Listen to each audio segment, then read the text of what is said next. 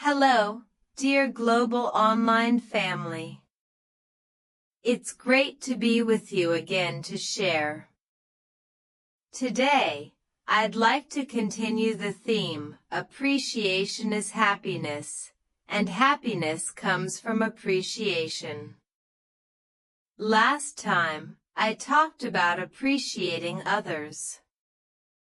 This time, I'll share about appreciating things, appreciating ourselves, and the power that appreciation brings. First, let's talk about appreciating things, objects, and everyday matters. Appreciating things can be understood as training both an ability and an attitude. It's not just seeing the surface, but truly feeling and understanding with our heart.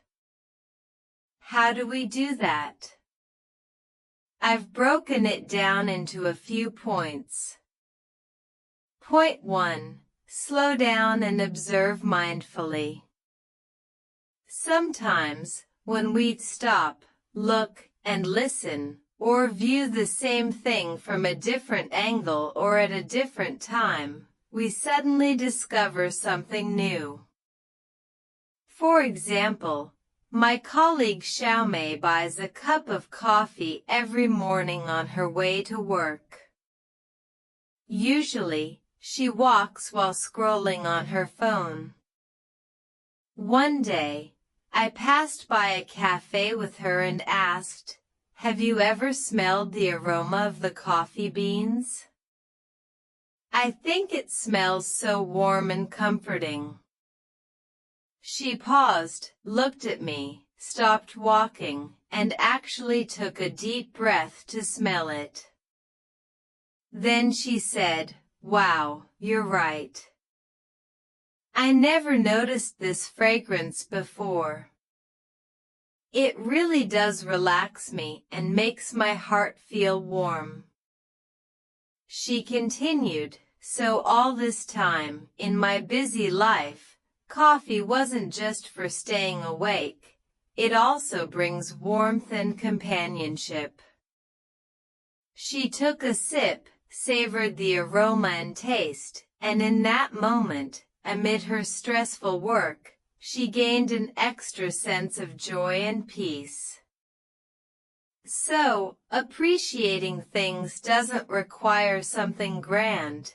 It's often hidden in our daily lives. Take this phone in your hand. It's just an object, yet it can also bring warmth. When you open it and see a sticker, a good morning or good night from a friend or family member, doesn't your heart instantly feel warm and joyful?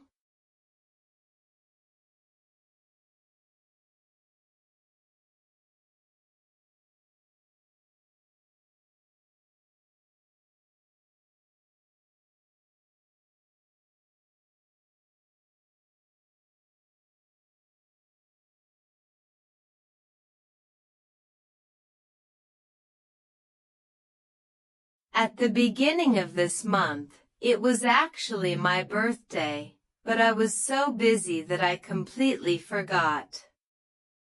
When I finally had a moment to rest, I picked up my phone and opened our temple's group chat. I saw that every member and volunteer had sent me birthday stickers and messages. Someone wrote "Happy Birthday." Someone sent a cake sticker. In that moment, I felt so touched and warm. People care about me. They even remembered my birthday. So, when we're willing to pause and feel with our heart, even ordinary little things can bring us happiness. Point 2. Feel the emotions and beauty. When we engage our emotions, resonance happens. Many things in life can bring us joy, surprise, or deep emotion, and sometimes they become a channel for emotional release. Once, I saw one of our volunteers making jelly flowers, 3D floral jelly art. I was so moved.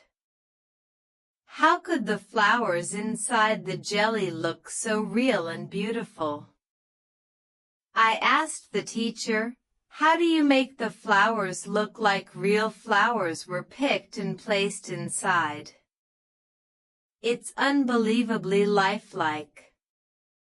The teacher explained, "We use jelly powder and konjac powder mixed with fresh fruit juice.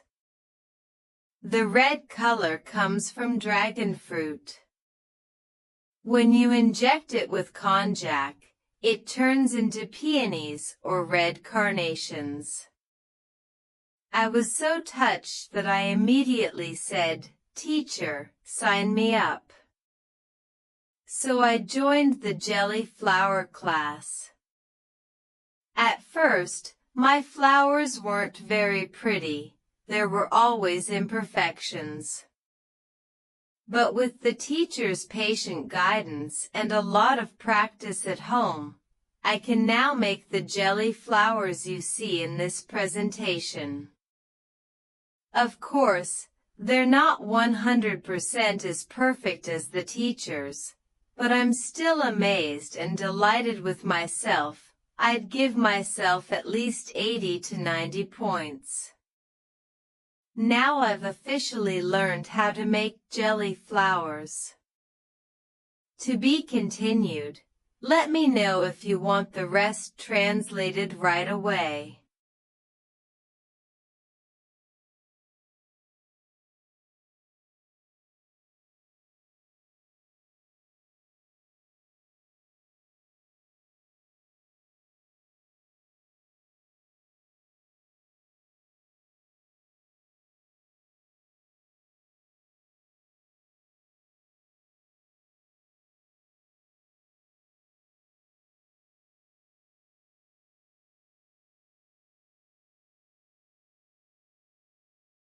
Because of that, some teachers from the scripture reading classes invited me to teach jelly flower art at the parent growth camp attached to the classes.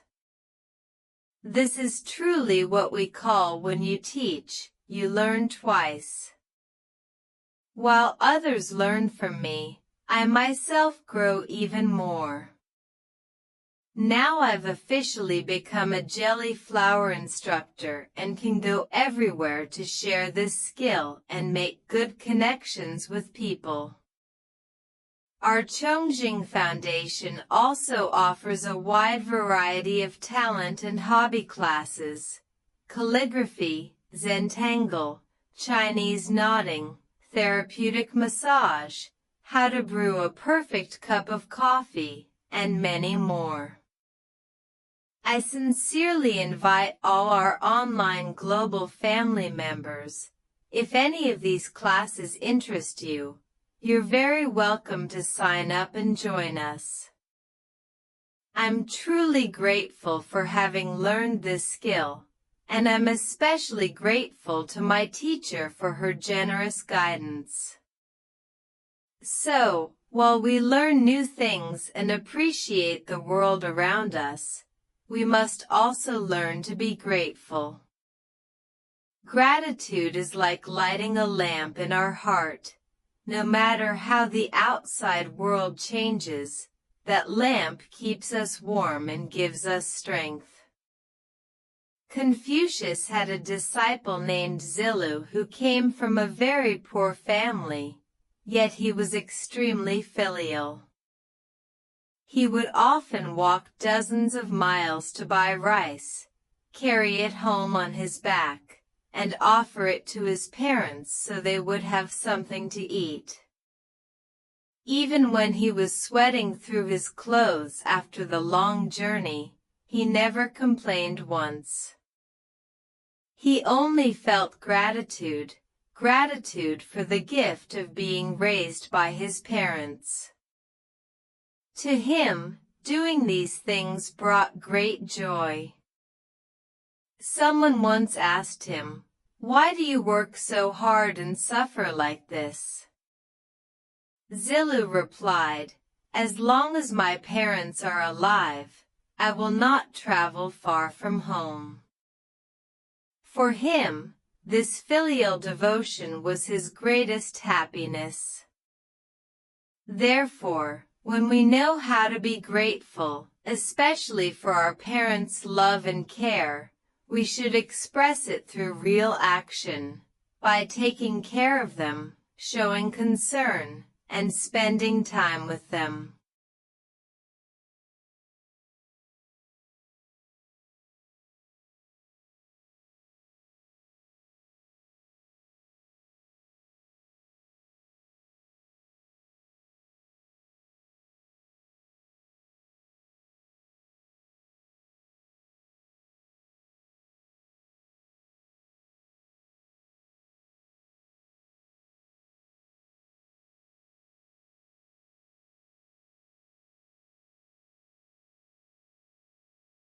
Some volunteers in our foundation work in central Taiwan, but their parents live far away in other counties or in the countryside.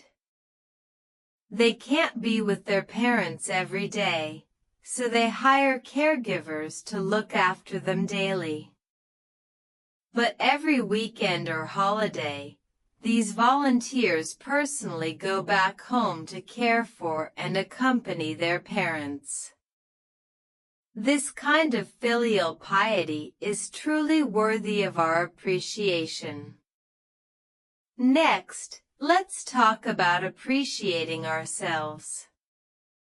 Appreciating ourselves means learning to truly see ourselves and affirm our own worth. Genuine self-appreciation is not arrogance. It's about accepting who we are and viewing ourselves in a positive light. Here are a few specific ways to do that.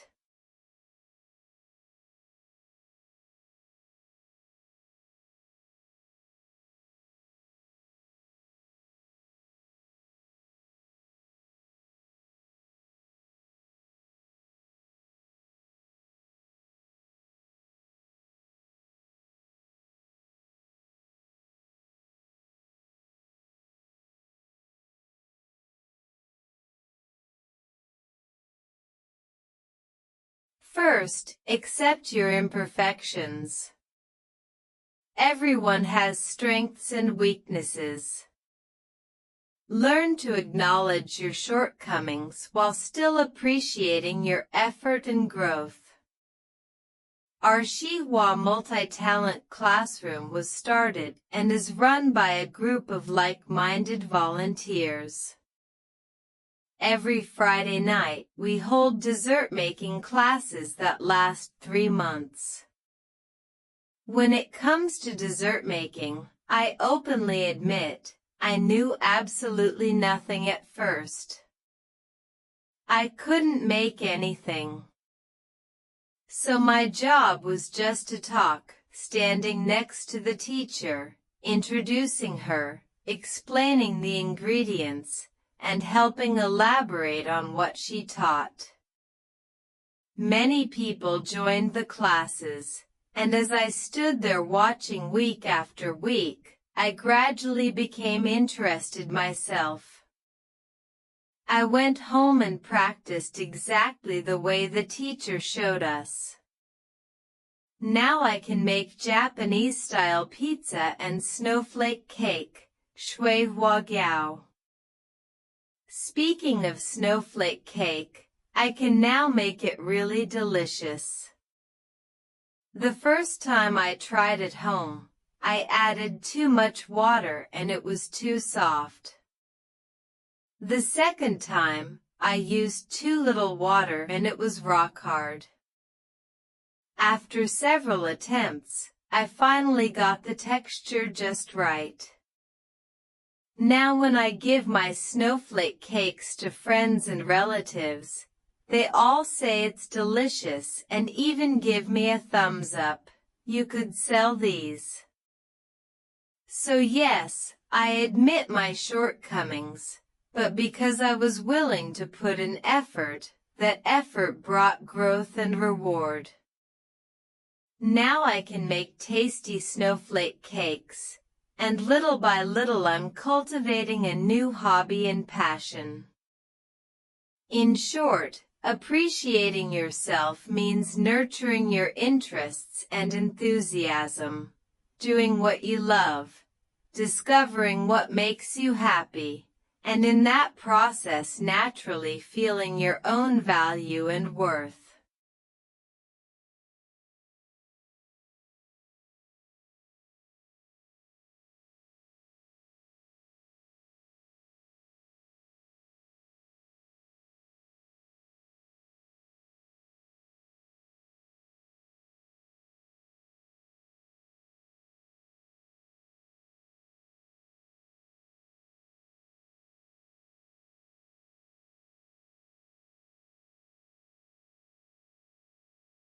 Next, let's talk about the famous Thomas Edison.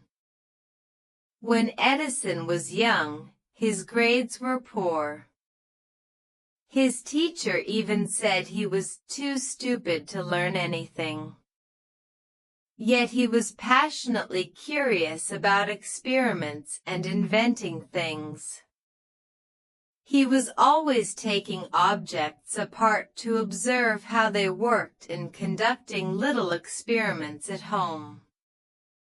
Although he failed often and caused quite a bit of trouble, his mother always supported him in following his interests. As he grew up, Edison set his heart on inventing the electric light bulb. At that time, many scientists thought it was impossible, an absurd fantasy. But Edison held firmly to his passion.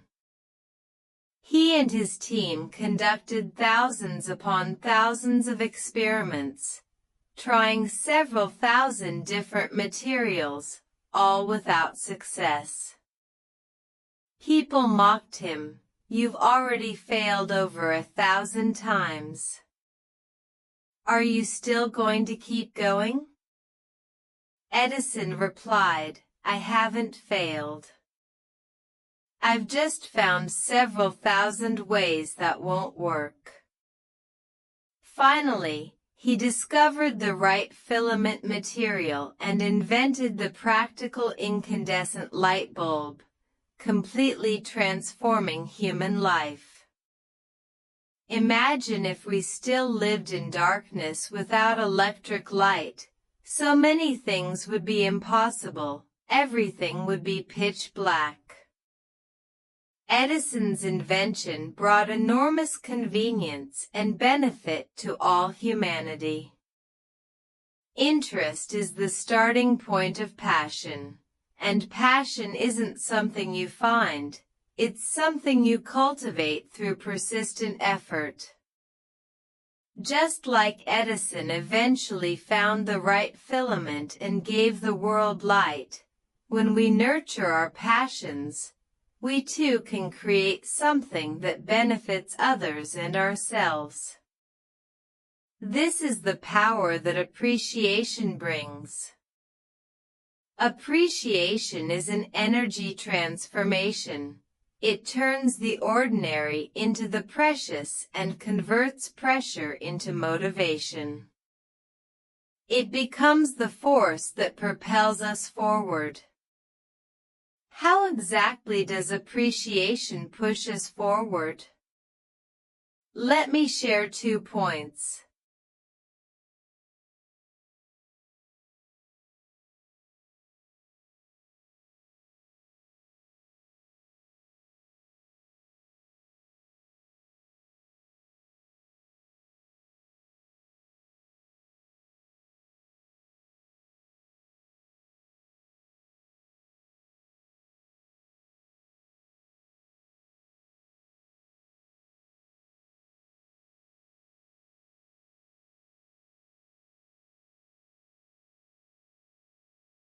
First, appreciation is a positive mindset of positivity that reduces comparison and jealousy.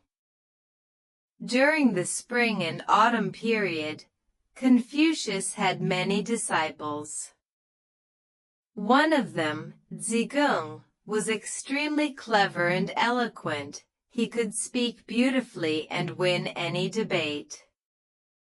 Once, when the disciples gathered and Confucius was teaching profound truths, everyone admired him. Some disciples felt a little jealous and jealousy, thinking, "Zhigung can talk about anything so well. Doesn't that mean teacher favors him the most?" Confucius smiled and said, "It's true, Zhigung has outstanding eloquence and debating skill. That is his strength.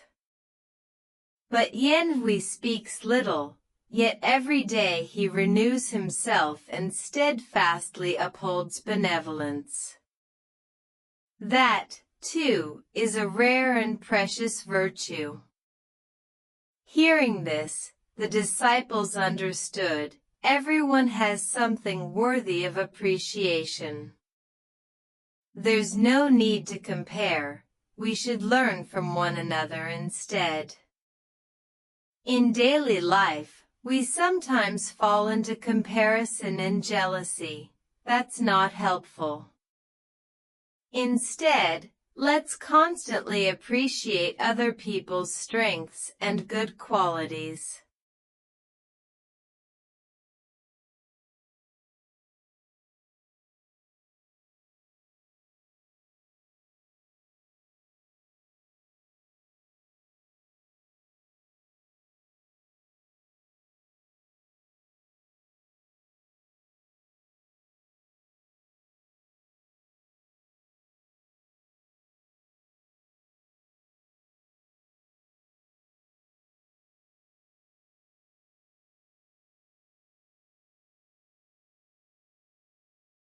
Second, appreciation helps us feel more gratitude, cherish the present moment, and build beautiful relationships.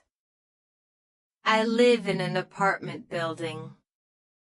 Recently, a handsome young man moved in. Every morning when I head out, I bump into him in the elevator. He's probably going to work. I always greet him with good morning, but he's usually in a rush and walks right past without even glancing at me. Almost every day I'd see him and say, "Good morning." "Good morning." Still no response.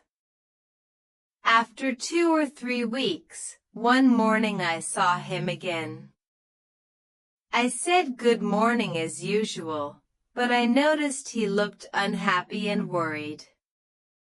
So I added, "Today is going to be better for you." He looked at me for a second and then left. A couple of days later, we met again. This time, before I could speak, he greeted me first, "Good morning," and then said, "Thank you so much." I wondered what he was thanking me for. He explained, "I'm grateful for that classic line you said the other day, 'Today is going to be better for you.' That morning I was in a really bad mood, but when I heard your words, my heart immediately felt lighter." It turned out he had just started a new job and was struggling with office politics. But that day, one colleague said to him, "Today will be better," and then another colleague said the exact same thing. Suddenly all his interpersonal relationships at work improved. He told me, "Because of that one sentence from you, something flipped in my relationships." So you see, a simple caring word or a smile can become someone else's sunshine for the entire day.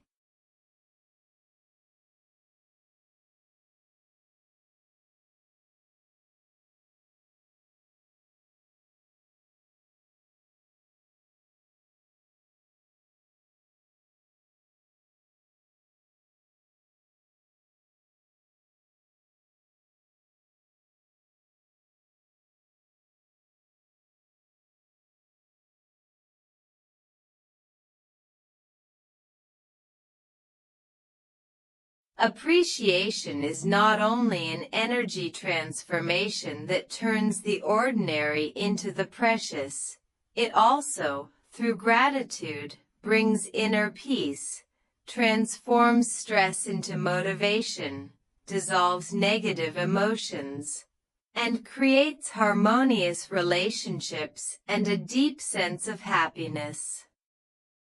Therefore, whether we appreciate others, appreciate the things around us, or appreciate ourselves, all of it generates tremendous positive energy. Let me conclude. Appreciation is happiness itself.